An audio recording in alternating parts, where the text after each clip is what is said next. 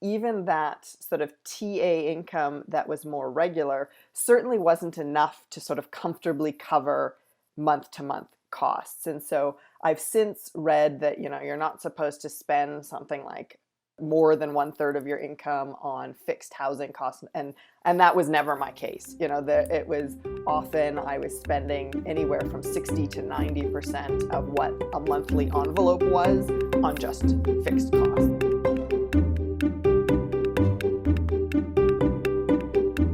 Welcome to the Personal Finance for PhDs podcast, a higher education in personal finance. I'm your host, Dr. Emily Roberts. This is Season 8, Episode 15, and today my guest is Dr. Lindy Ledachowski, a PhD in English, former tenure-track professor, and founder of the EdTech startup EssayJack. Lindy describes the money mindset she developed as a college and graduate student while experiencing boom and bust cycles of income and budgeting for must-haves and investments in herself.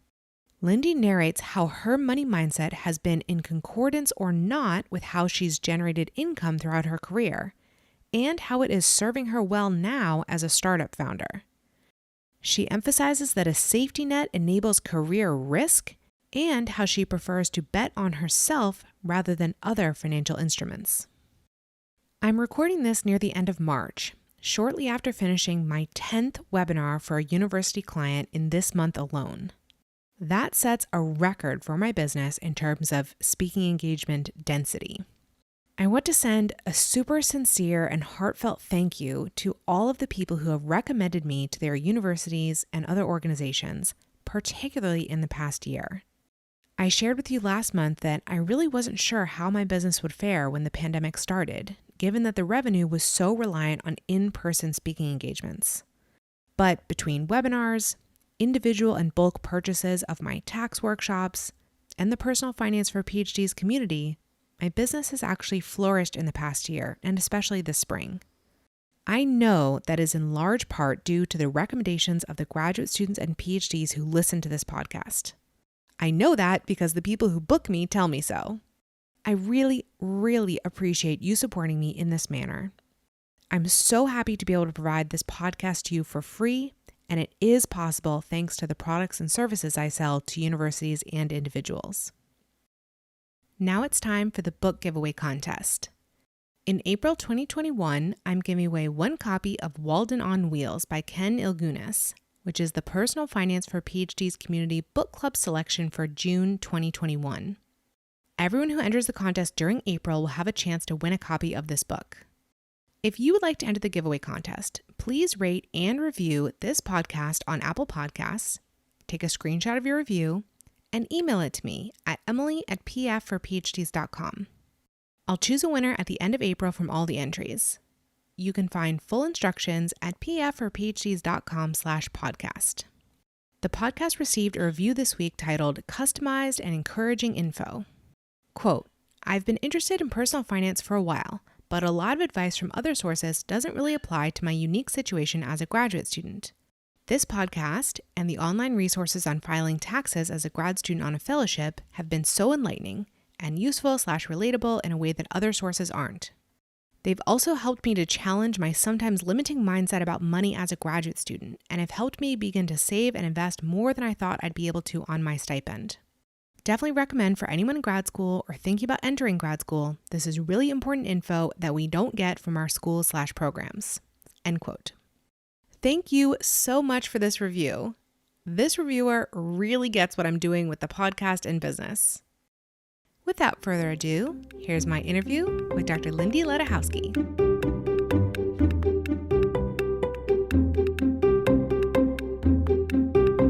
Joining me on the podcast today, Dr. Lindy Ledachowski. She is the founder of EssayJack. She's also a PhD. She's a former faculty member. We're going to find out all about that. But when Lindy and I were preparing for this episode, we realized that she has a super interesting parallel story to her career story, which is the story of how her money mindset has served her very well in some of these stages, not so well in other stages. And it's a little bit of an interesting flip on what we usually hear. A lot of times we talk about how money mindsets we develop in academia are harmful to our finances. Lindy has found the opposite of that. She's found some concordance with her money mindset, nurtured in graduate school with, her success with finances later in life. So we're going to hear all about that. Lindy, thank you so much for joining me today. I'm really pleased to have you on. Will you please introduce yourself a little bit further to the audience? Yeah, absolutely. Thanks so much for that introduction. I am Dr. Lindy Ledachowski. I have an English PhD. Before I was an English professor at the University of Waterloo, I had been a high school English teacher. Then I left full-time teaching and founded, as you say, EssayJack, which is an ed tech software solution in the academic writing space. That's fantastic. It's obvious how, your business grew out exactly of your career. So fascinating. We'll get a little bit of that story today, but really I want to focus on this money mindset aspect. So what was the money mindset that you were developing in your childhood, early experiences with money in your young adulthood? Yeah, it's actually kind of interesting looking back in hindsight because you kind of don't know that you're developing a money mindset when you're in the middle of it. But for me, I think it's best characterized as kind of a boom and bust. So all throughout high school and then my undergrad, I certainly taught during the school year. So I was a busser on weekends, and then I was a waitress, and then I would make the majority of my money that had to last throughout the school year in the summer months. So when I was a high school student, that was, all day long babysitting, 9 to 5, whereas during the school year, it might be a couple of hours after school. And then similarly through undergrad, I relied very heavily on making a lot of tips and making all that money over a full-time summer sort of working gig.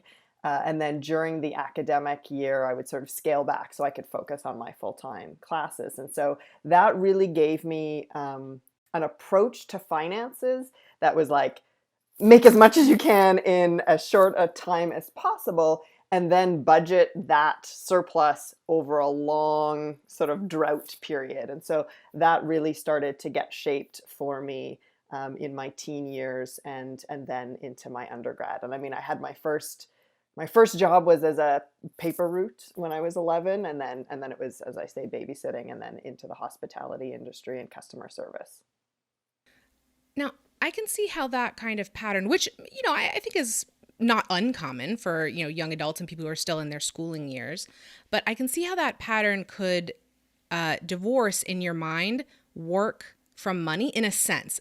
In the sense that you're doing a lot of work all the time, which is the work of being in school, the classes and so forth. But sometimes you're not doing that kind of work and you're doing the kind of work that makes money. And that's right. Like, so that's that period of intensity of earning the money and then spreading it out, through the rest of the time. So yeah, as an entrepreneur, I can see how that separation of what is work for money and what is work that just has to be done to, further your, general development, how that can help you later on. But you developed that early on while you were still in the cycle of the academic year. Yeah, absolutely. So, as you put it really well, that it sort of made that separation between work and money. And then also, I think it gave me a sense of like budgeting through scarcity, so sort of taking that sense. And then also not really counting on financing for things, because I very early was sort of training myself to not think about, oh, I have a stable monthly salary, which I will then allocate, for various purchases. I always had the make a bunch of money and then buy the thing, whatever that thing is, that I wanted. Yeah, it's so interesting that you use that term, like budgeting through scarcity. And I think when we were prepping for this, you also used the term hoarding money during the good times and, eking it out during the leaner times to get through that. What kinds of, strategies were you using during those early years? Like, how did you budget for when your income was much, much lower, or like zero versus when that income was much higher? Yeah, so one of the interesting things, and I don't know if this is just my own personality trait, but as you sort of focus on developing a money mindset unconsciously, in my case, what that meant is that I very quickly began to prioritize the must-haves and the nice-to-haves for me. So I was never, for instance, really into like clothes or fashion. That wasn't my thing. I also had an older sister whose best friend was really into fashion. So from the two of them, I could, inherit hand-me-downs, and that was, sort of more than enough for me. I was never like, I don't know if I'm particularly stylish, so I didn't need to color my hair or, so those kinds of things became nice to haves for me. And even in a time when my bank account was very flush, I still never ran out and bought a bunch of clothes or did my hair or things like that. Whereas books were always my passion. And so I could justify also spending some of that money on books. Because I would think of them as a longer term investment in my intellectual future. So even if I was buying books as a high school or undergrad student, I always knew that I was going to sort of go on and do more, and I loved books, and that was sort of investing in myself. And similarly for me, a must-have would be, say, traveling. And again, interestingly, I had a conversation with my then boyfriend as an undergrad, because his attitude towards money was to invest it, sort of in financial investments. Whereas if I had a little bit extra, I'd budget, a backpacking trip. And I always thought, well, I'm investing in myself, and how my brain is going to be broadened by different perspectives. And so I think that kind of came into play in terms of creating a hierarchy of, if I have limited funds in that hoarding, and sort of scarcity time, what will I spend it on, and what won't I spend it on?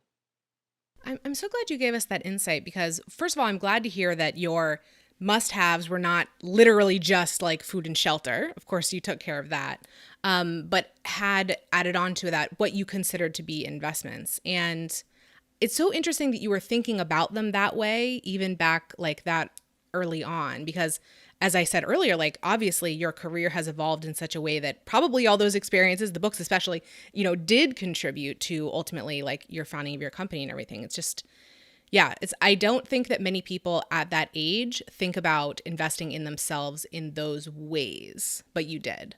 Yeah, and I think maybe that's a personality quirk of my own, or maybe my good fortune. And speaking of good fortune, as you mentioned, I did have a place to live. So during my undergrad, I lived at home. And the deal with my parents was that I could live at home rent free. And so I need to sort of flag that, because that's just a tidbit of good fortune on my part that not everybody shares. And again, back when I was doing undergrad, so that was in the 90s, I was able to make enough money waitressing and saving my tips over the summer that I could afford tuition. And again, that's a very different financial reality than what people are facing today. So, that kind of make it all and then, put it into your tuition, buy books.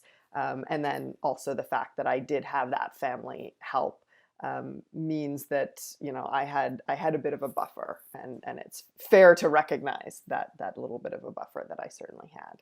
Absolutely. It sounds also then that you didn't take out debt, at least you haven't mentioned it so far during those undergrad years. No, and that was actually what the conversation was with that then boyfriend, because he and his parents took out student loans, and then he and his parents had a plan for like investing that money and making money on the student loans and all that. And it was very sort of sophisticated in a way that I didn't have with my family at all. We didn't really talk about finances in any sort of concrete way, aside from the, we love you, and if you need help, we'll help you kind of way. Which again, I'm lucky that I had people in my corner, but it wasn't like a sophisticated financial education in those early days. But in my young 20s, then that boyfriend and I were sort of, and he was the first boy I lived with, and so we then had to talk about those finances in terms of how we split things up financially in a shared housing.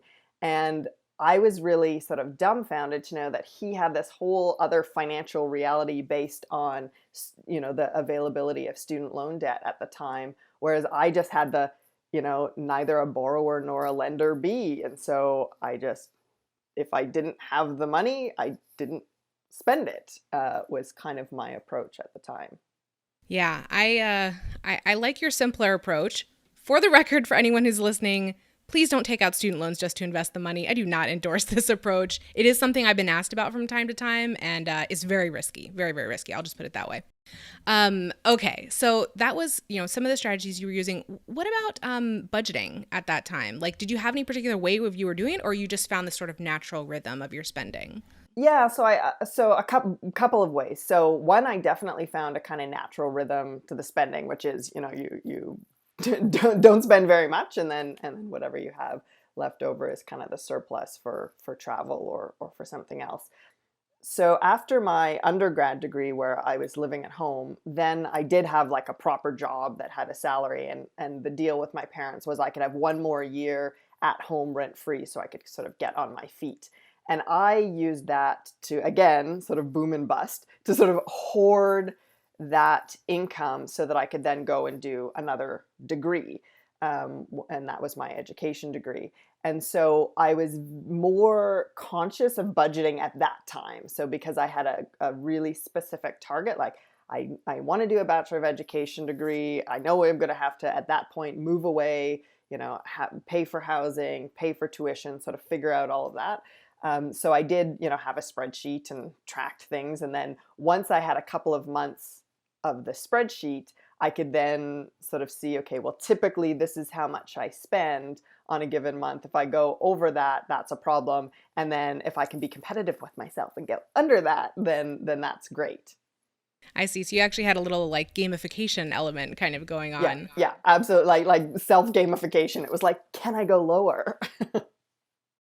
Yeah. And so we're kind of talking about your, you mentioned a second bachelor's degree, but then of course at some point you went into graduate school and got your PhD as well. Can you talk about how this money mindset, served you or didn't serve you during that time? Yeah, and so as I just mentioned, so after the undergrad, then I worked and saved money, did the education degree, then I worked as a teacher and saved money so that I could go to graduate school, and so I did a master's, which was unfunded, and then the PhD, which was fully funded, and I went straight through for that, and I did borrow some money from my dad at the time to do that unfunded master's, but I had a chunk saved from my education degree. And then that sort of money mindedness meant that as I went through, so one of the things for sure when I was contemplating a PhD after the master's, and I really loved my master's degree, which is what made me want to continue on and do doctoral work. But one of the absolute like deal breakers was it had to be fully funded, and it had to be like significantly fully funded. So, not all fully funded PhDs are fully funded equally. I knew that any university would happily take me as a PhD if I was going to be willing to pay them. But it would be a real vote of confidence if they said, yes, we will take you, and here's the financial commitment we're making towards you and your success. And so that, I think the fact that that was a real must have for me in the application process for the PhD came out of that kind of money mindset that had been developing along the way. And then in the PhD, similarly, there's these funding cycles. So you apply for grants and scholarships and all of that at one time of the year, and then it sort of ups your funding for the subsequent years of the PhD. And I had 5 years of guaranteed funding from the university, and I immediately then upped that by various kind of scholarships and grants, and again then was able to sort of dole out the month by month stuff when I would get a big stipend or a big award in September or January, and then make it last for the subsequent term and semester and sort of top up. I mean, I did also do some teaching and TA work, and again that was paid more regularly. So I at least had the combination of some TA work that was paid regularly, and then grants and scholarships and fellowships that came in these lump sums. Yeah. So a combination of regular income, irregular income, larger sums. And I really like that you pointed out, the grant cycle and the fellowship applications and all of that, because that's another example of how you work like on an application. It's not immediately for money, but some percentage of them presumably will work out, and you can have this like cash influx based on that later. And just another emphasis for you, I think it was just probably grooving in even further, again, this boom and bust cycle and all the things that you've mentioned so far, and work not being directly for pay but sort of indirectly for pay later on. Yeah. And is there anything else you want to say about those grad school years? Like, how did you come out of them financially? It sounds like you maybe were making a decent amount of money with all these sources combined. Yeah, so interestingly, so I made more money as a grad student than I did as a high school teacher, to Wow. be quite honest. And part of that again has to do with taxation. So certain grants and fellowships and scholarships aren't taxable in the same way that a teaching income is fully taxed as regular income. Actually, we'll note because we haven't said so far, but you're in Canada. Actually, no, you mentioned the university name, so we know you're in Canada. But yes, different situation in the States. Yeah, I was going to say so anything I say about taxes will be specific to the Canadian context. So my schooling was in Canada and then my work life has also been principally in Canada. But yeah, so there were certain kind of tax benefits to the way that the graduate funding was set up. So I ended up, everybody sort of jokes about being a starving student, and I mean I still was, but I was less starving as a PhD student than I had been as a full-time school teacher. And again, that's just because it was early days, and I hadn't sort of stuck with teaching long enough to go up the ranks or anything like that. So yeah, that the only thing that I will certainly say about my PhD experience from a financial perspective is that even that sort of TA income that was more regular certainly wasn't enough to sort of comfortably cover month to month costs. And so I've since read that you're not supposed to spend something like more than one third of your income on fixed housing costs, and that was never my case. It was often I was spending anywhere from 60 to 90% of what a monthly envelope was on just fixed costs. So I got very good at going to every single free wine and cheese on campus and getting food. Any holiday party anybody would invite me to, I would, I ate a lot of canned goods and pasta. And so if I was invited to somebody's house, it would be the produce that I'd be, eating, because that you couldn't sort of buy in bulk at the beginning of the semester and have it last. Whereas you can, buy cans of tuna and that'll last. So that was that gives you a bit of a color on that PhD experience. Yeah, and it also does for you enter in your budgeting method, I guess. So like knowing that you have money in the bank, but eating this way, being this frugal and so forth, knowing that you have to make it last, until the next influx comes in. I do think that gives us a good picture. Now, after your PhD, you had regular employment, right? You had a salary, maybe, not for the first time, but maybe in a different way than you had before in your life. So tell us about that period when you were a professor. Yeah, so after my PhD, I did a postdoctoral fellowship, and again, that was much the same as the PhD in terms of lump sums of money. And then I became a tenure track professor, and so that had full benefits, full salary, all of those sorts of wonderful things. But interestingly, at that point, I was then married. My husband is an academic, and we had jobs in different cities. And so again, the budgeting became sort of weird because we were now using our 2 month, our two regular salaries to spend on the monthly costs of running two homes. So we had two apartments in two different cities and traveling back and forth. And then any surplus I had was on driving or flying to be in the same city as my spouse. However, what I did find in that experience, because that was our experience, I was well suited to continuing a bit of that boom and bust and spend the money that was surplus on travel to see my spouse. What was interesting for me is at the time, banks were only too willing to give us financing. So because we were in two different cities, I had like an old 15-year-old car. We were going to sell that and buy a new car so that I could safely drive on the highway. And the dealership was like, and we can give you this kind of financing because you're both professors. And I was really uncomfortable with that. So we were like, well, we have our savings. Let's just buy the car. In hindsight, I don't know that was the smartest decision given that cars are depreciating assets. But again, at the time, I was very uncomfortable with this idea of taking on something that was a month to month to month debt because I hadn't built up my trust in the system that money would be there month to month to month in the way that I think if you start working at a regular job early and have that continuity over time, you start to have faith that, yeah, even though you might run out of money by, the 30th of the month, it rolls over and new money comes in. I temperamentally didn't feel that that was the case, even though, I mean, obviously as a professor, that is the case. So as I say, we made the choice to buy the car outright, and again, hoard all of our money and live cheaply in the hopes that we could then save up for a down payment. So that's kind of how that money mindedness, the boom and bust, the hoarding, carried over into the academic job when we were both professors, and seemingly could have had a much more regular financial life. We still kind of didn't.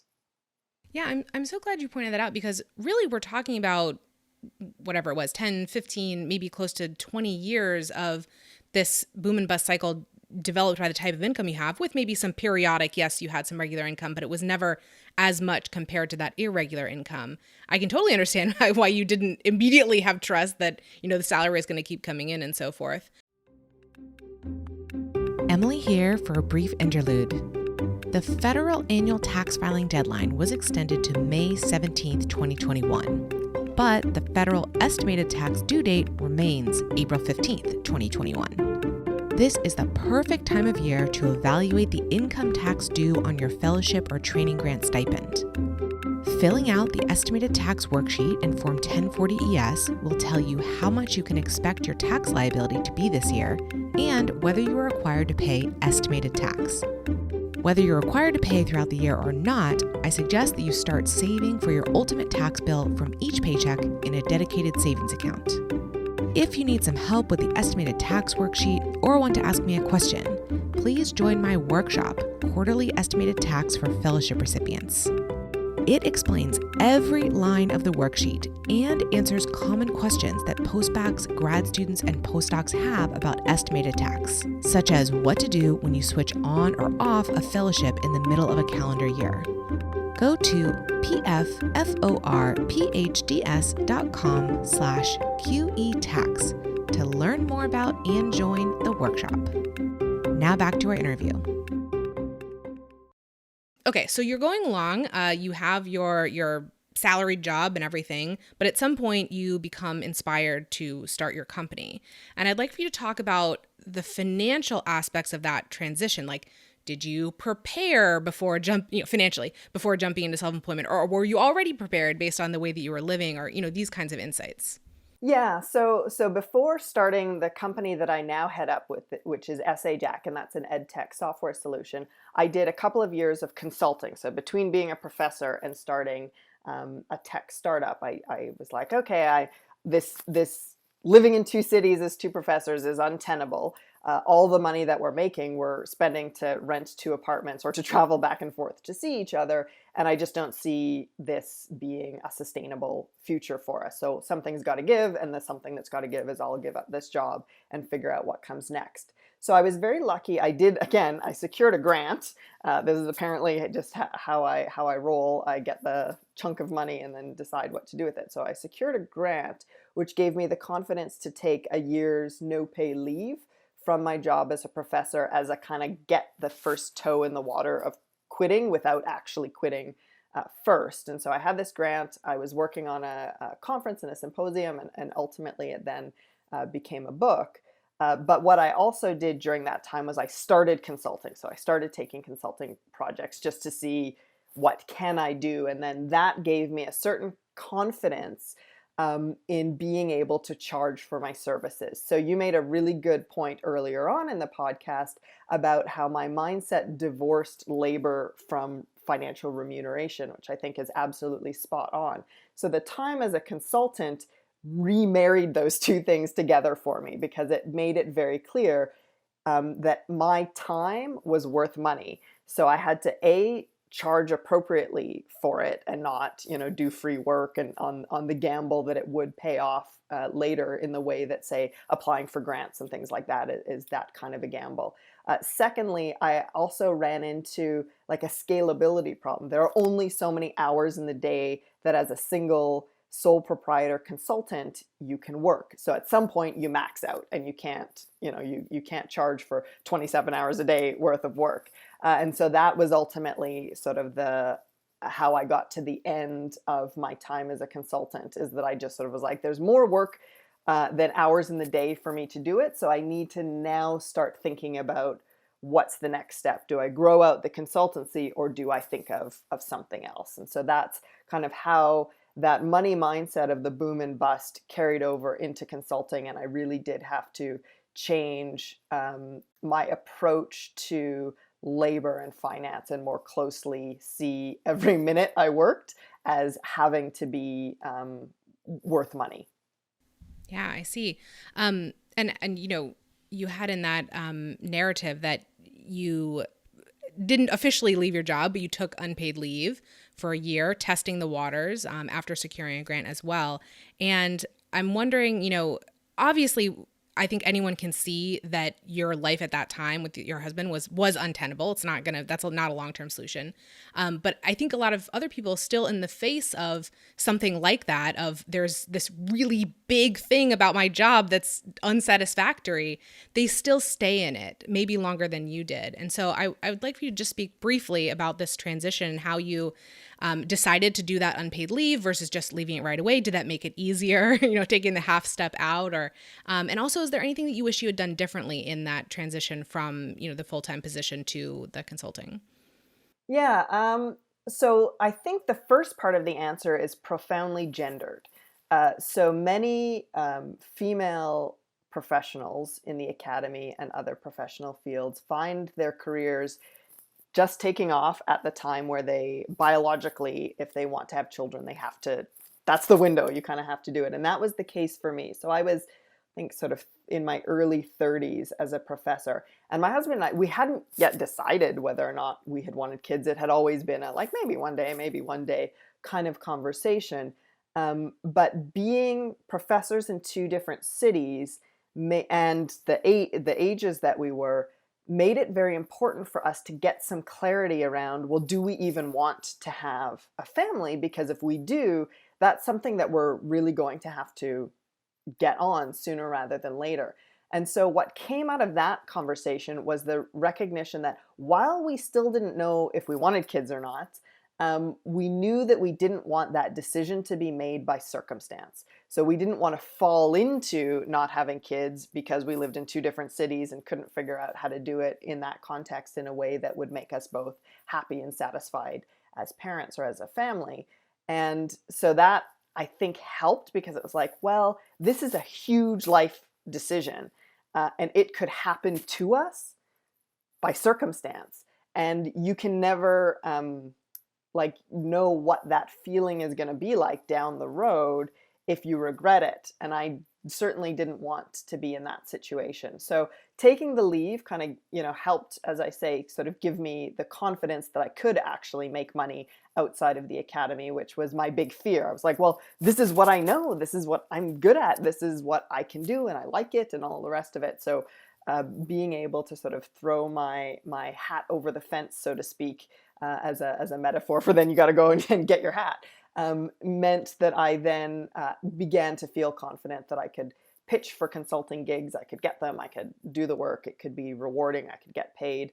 And then that also gave us the opportunity to live in the same city, to think about whether or not we wanted a family. In the end, we decided we didn't want kids. We have a cat. She's amazing. But I'm very happy with that, because it was a choice that we made, as opposed to, you know, one day we woke up and realized that window had closed. So that, I think, as I say, the first part of that answer is a sort of profoundly gendered answer. What I found really interesting in there is that, okay, so you stated that, you know, this period of consultancy tied your time and earning back together. Your husband during that time, I think, still was salaried. Is that right? So you still had that part of your finances was salaried. How did that change your money management, or did it? Like, were you starting to trust the salary system, or were you still like hoarding and then, you know, making these investments? Yeah, so I was definitely still hoarding. So as soon as I left as a consultant, or left my job as a professor and started as a consultant, I definitely got back into the sort of hoarding mindset, partially because as a consultant, it is also very boom and bust. You have periods of intense work, and then periods where you don't necessarily have the work, or you're calling around trying to get work. And so you need to kind of have enough that you're carrying yourself through the lean times. And particularly at the beginning, you have no confidence that the lean time will end. You sort of do one job and then it's lean time and you think, oh my God, I'm never going to make money again. And then you get another, job. And then over time, you start to feel a bit more confident that, even in a moment when there happens to be a break, that's temporary. But it takes a while to sort of get through that, and every time there's a bit of a break or a lull in projects, at least for me, I was like, oh my God, I'll never work again, and I'm a failure, and this is terrible, and I'm never going to make any money. And so I certainly sort of hoarded quite a fair bit. And then again, because we didn't know in the early days, did we want to have kids? If not, I wasn't paying into any benefits package at that point as a consultant. I was just myself. So I knew, again, there'd be, maternity leave, there'd be, so I needed to, whatever the next step was going to be, needed to make sure that we had sort of saved and had a buffer. And again, just as I flagged, my early years, I was very lucky to have family support. I had a home where I could live, and there were financial resources there to support me. As an adult, I was very lucky to have a spouse who had a full-time job. So again, I've had the ability to take probably some greater risks because of that backstop. So again, other people who are in similar situations to me may also think about, one person covering the costs and one person taking the risks. Because I think that's a reasonable way for two people in a financial partnership, a marriage, to plan things out. My dad always said, if you can live on 50% of what you make, so one person's salary and bank the other, you get much, much farther ahead than if you spend 100% month to month to month. And so again, the finances of Dad, the boomer generation, are obviously different from us, but I did have that message in the back of my mind for sure. Yeah, that is a really interesting way to put it, and quite true that a safety net is maybe not strictly necessary, but can make it easier and more psychologically palatable to take a risk like that. And so, okay, now you're in this period of, you did this consulting work for a while, but you mentioned earlier that you wanted to scale ultimately. And so that's where the business, the software solution comes in. Also, to today, is your husband still in that academic position? Yeah. So he's still a full-time tenured law professor, and he loves it, and will probably continue doing it till, one day he'll be an emeritus professor, I think. Okay, so another question we have here is, after doing the consulting and starting the business, did you start to realize that there were some mismatches between your financial mindset and how the system worked? We talked about the system of being a salaried employee earlier in terms of your employer, but what about the system of, as you mentioned earlier, financing, for instance, or, you've also brought up taxes. Yeah. So really interestingly, so as I say, as a consultant, I was like, doing that hoarding initially, because it was like, well, maybe if we want to have a kid, we want to have a buffer. And then there were also things like, well, maybe we want to buy a house, so we need a down payment. And then it was also, and then as I started to think, okay, well, let's get away from a service-based business and start thinking about a product-based business. We know, okay, well, we're going to need to have some savings to put into that. So all of those considerations, which were still kind of inchoate, required having some kind of chunk of money to allocate towards them. And then it was as we started to refine those things. So, okay, now we're going to buy a house. And we thought we were in such a great position because we're like, neither of us have student loan debts. We have some savings. And then when we started house hunting and we realized, like, actually, what we could afford was kind of not what we thought we wanted, So that was a bit of an eye-opener to realize that while we, I think, very blithely and naively thought, oh, well, we're sort of trundling towards a middle-class life, we weren't. And that was surprising. So the houses we saw in the neighborhood we were looking at, which we thought were sort of standard middle-classy, this is us, we're like, oh, we're utterly priced out of that. So that, again, was one of those moments where I was like, well, I need to work a lot harder and save a lot more money so we have more, so that we can sort of buy a nice house or whatever the case may be. To clarify there, was it that you weren't making enough money to afford that kind of house, or was it that the lending system didn't recognize your income as contributing towards a mortgage of the size needed?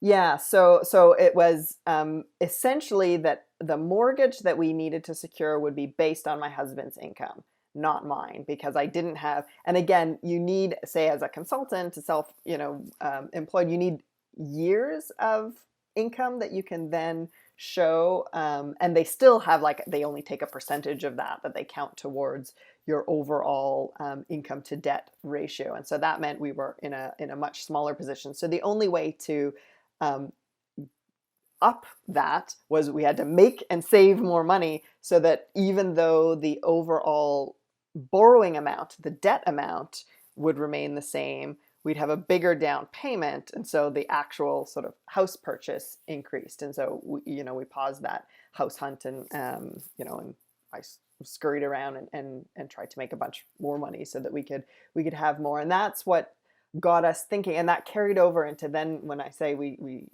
were like, okay, I need to move from a service-based business to a product-based business.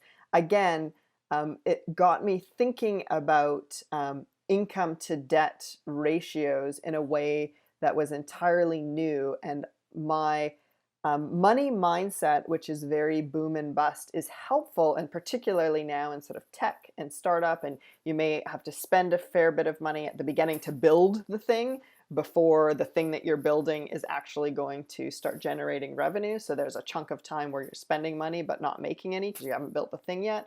But it also got me into dealing with traditional lending institutions. So again, in a tech company, there is no collateral. So if I go to a bank, if I want to start a restaurant, I go to a bank and I have the business plan and I'm like, okay, I want to borrow some money and either rent this restaurant or buy this restaurant or whatever. And there's stuff that the bank can take back if that business fails.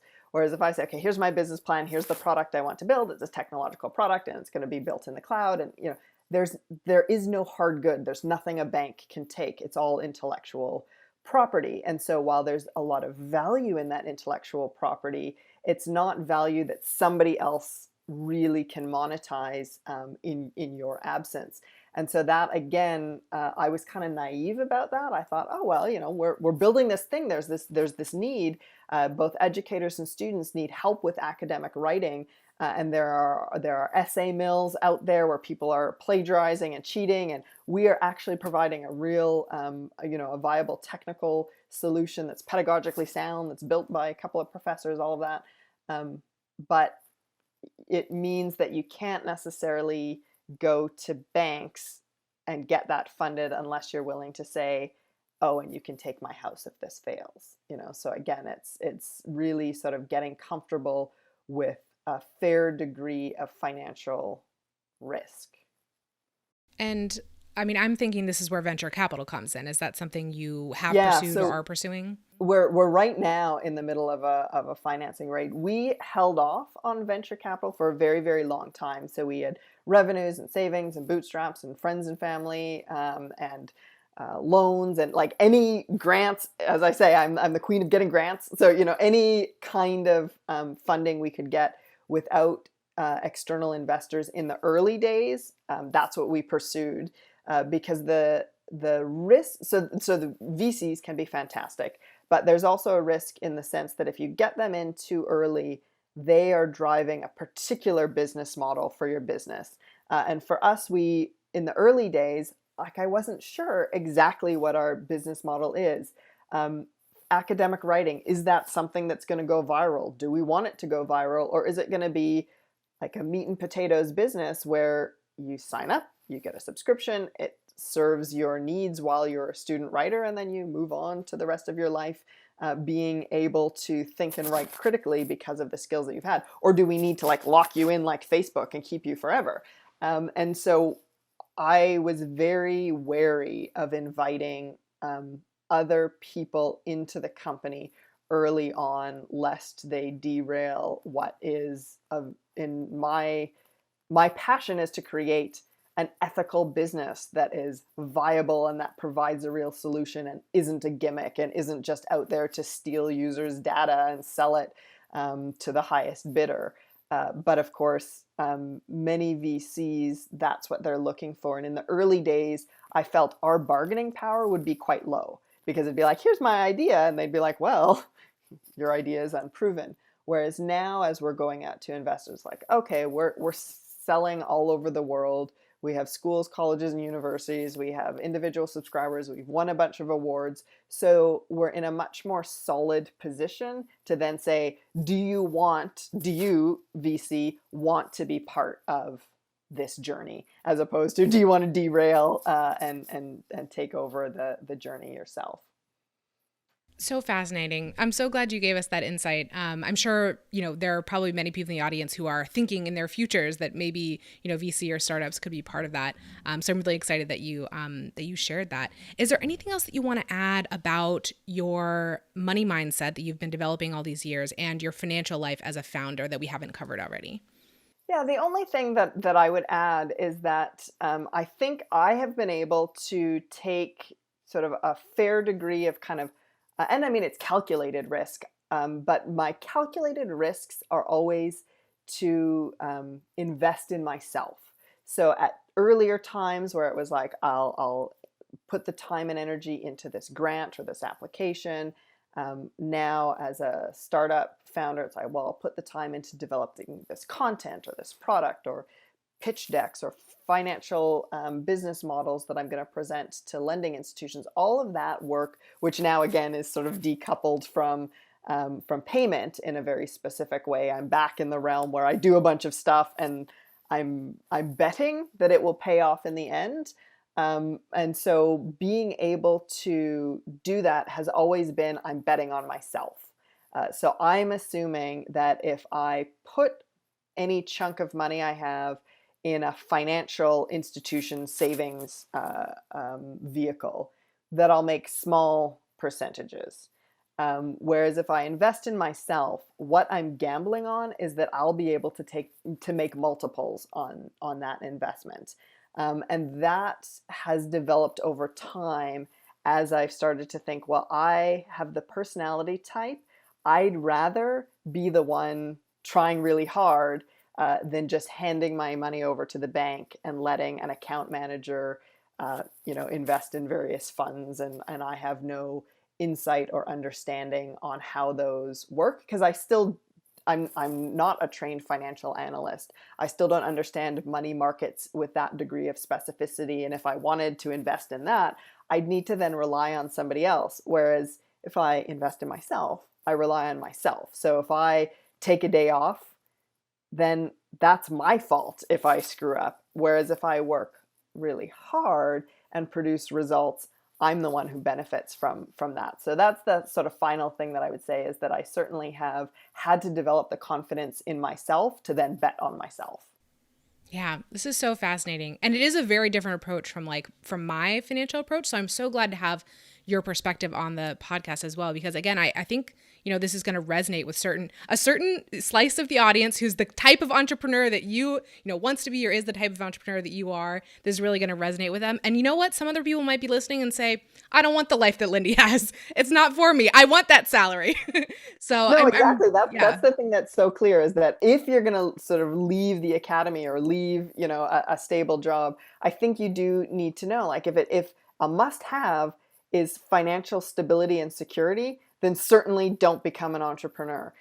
If, say, you have the backstop of either, you've got family money, or in my case, a spouse with a job or something like that, and you have the sort of weirdo, seemingly risk taker, roll the dice kind of personality, then I think, entrepreneurship is really exciting, because the relationship between whether you do a good job or not is absolutely connected. Not in a day-to-day, like, did I get paid today for my work, but in the big macro picture, the market, the world at large will tell you whether you did a good job or not. Yes, absolutely. Well, Lindy, this has been such a fascinating conversation. One, can you tell people where they can find you, where they can find SA Jack and so forth? Yeah, so SA Jack is sajack.com. And then on Twitter and Instagram, it's at SAJack. So ESSAYJACK. For me, I'm Dr. Lindy on both Twitter and Instagram. Instagram, you'll just see pictures of my cat, but you're more than welcome to find me there. And then both on LinkedIn as well. Yeah, great. And the question that I ask all my guests at the conclusion of our interviews is, what is your best financial advice for another early career PhD? It can be an emphasis of something that we've already touched on in the interview, or it can be something completely different. Yeah, so the best bit of advice is honestly and to keep your debt load as low as possible, like consumer debt load, as I mean, ideally at zero, but as low as you possibly can, because ultimately, if you're starting from a level position and then earning onwards, whether it's with a stable job or entrepreneurship, you're already in the positives going upwards. If you're already in debt, it is just so hard to start digging your way out. So as much as you can minimize that, that would be my key advice. Learn how to get hand-me-down clothes from your older sister.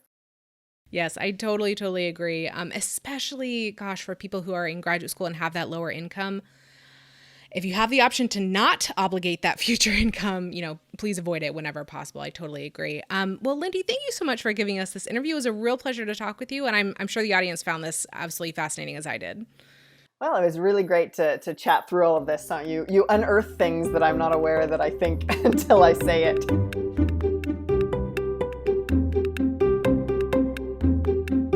Now on to the listener question and answer segment. Today's question was asked in advance of a live webinar I gave recently for a university client, so it is anonymous. Here is the question. Quote, how much should I invest if I make a living wage? End quote. Back in season 8, episode 7, I answered a simpler version of this question, which was, what % of income should be used for investment? So in that answer, I gave my overall ideas about what percentage of your gross income should be used to invest for retirement. Now, this question specifies that the person makes a living wage. So, does my general answer from the previous question change at all, knowing that this person makes a living wage? Living wage is sort of a general term, but I like to refer to the living wage database from MIT at livingwage.mit.edu. That living wage is calculated by looking at how much money a single person or a family spends on average in a variety of different necessary budgeting categories. So let's say you're a single person and you're earning the living wage for a single person in some given area of the country. What that means is that if you are an average spender across all of these different categories, you would not spend any of your wage on discretionary expenses or saving. All of it would go towards those necessary expenses. So the first way I can answer this question is, if you're only making a living wage, it's okay if you're not investing. I mean, of course, I want you to be investing or saving or working on debt repayment or whatever your goal is, but given how much you're being paid and how much the cost of living is in your area, that may not be feasible for you. I want you to give yourself some grace if you are not able to invest right now, or you're not able to invest as much as I talked about in that previous answer. Now, let's go a step deeper with this. I just mentioned that the living wage is based on averages. You do not have to spend an average amount of money in these various categories. The big one that goes into this is on housing expense. So again, if you're a single person, the living wage calculator that I referenced assumes that you will live on your own. So just by making the one choice to live with a flatmate instead of by yourself, you've already radically reduced your spending compared to what the living wage thinks you should be spending in probably your biggest expense area overall.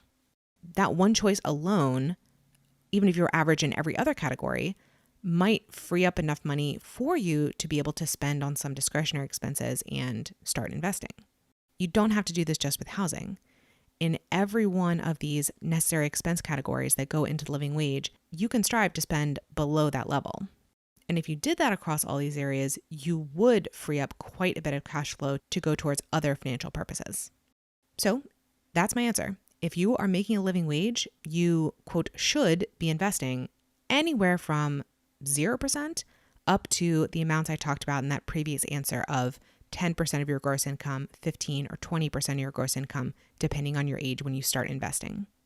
But I want to leave you with one final thought, which is have a plan to make more than the living wage, whether that is by finishing up your graduate program and moving on to a postdoc or another type of job, whether that's increasing your income in some other way in the meantime before you can make that career leap. Earning more is the other way to circumvent this problem on investing when you only make a living wage. Thank you so much to Anonymous for submitting this question. If you would like to submit a question to be answered in a future episode, please go to pfforphds.com/podcast and follow the instructions you find there. I love answering questions, so please submit yours. Listeners, thank you for joining me for this episode. pfforphds.com/podcast is the hub for the Personal Finance for PhDs podcast. On that page are links to all the episode show notes, which include full transcripts and videos of the interviews. There is also a form to volunteer to be interviewed on the podcast and instructions for entering the book giveaway contest and submitting a question for the Q&A segment. I'd love for you to check it out and get more involved. If you've been enjoying the podcast, here are 4 ways you can help it grow. 1. Subscribe to the podcast and rate and review it on Apple Podcasts, Stitcher, or whatever platform you use. If you leave a review, be sure to send it to me. 2. Share an episode you found particularly valuable on social media, with an email listserv, or as a link from your website. 3. Recommend me as a speaker to your university or association. My seminars cover the personal finance topics PhDs are most interested in, like investing, debt repayment, and taxes. 4. Subscribe to my mailing list at pfforphds.com/subscribe. Through that list, you'll keep up with all the new content and special opportunities for personal finance for PhDs. See you in the next episode, and remember, you don't have to have a PhD to succeed with personal finance, but it helps. The music is Stages of Awakening by Poddington Bear from the Free Music Archive and is shared under CC by NC. Podcast editing and show notes creation by Lourdes Bobbio.